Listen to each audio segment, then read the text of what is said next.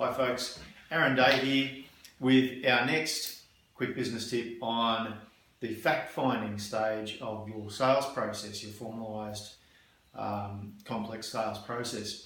So we're now up to the point where we're moving on from the rapport building, the introductory phase, and moving into the fact-finding stage. So it's really important here that you've actually done a good job in that first step, because you're going to have a hard time getting people to open up with honest answers about what they're really looking for if you haven't built that trust into the relationship. So when you're at a point where you're starting to feel, okay, we've got a fairly good rapport going, we're communicating nicely, then it's time to move into the fact-finding stage. So once you decide that it's time to move into that, be direct. You've established a relationship, you've established rapport and trust.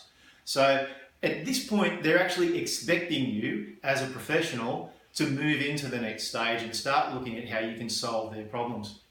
So, and that is one of the questions that you actually want to be asking. What problems would you like me to solve for you?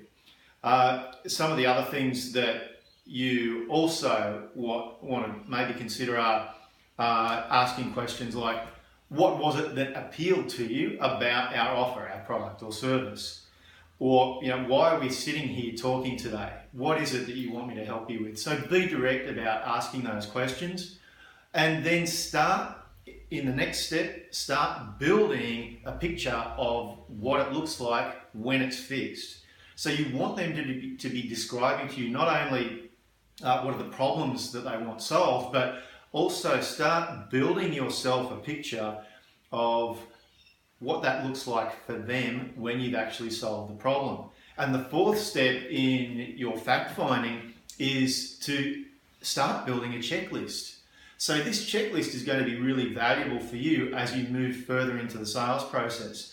Because if you're delivering something that's actually going to fix this person's problem, you want to be creating that checklist of items that you can bounce back to your prospective customer and say, okay, so you said this, and that if we could create this outcome for you, that would be great. And so we've done that, tick.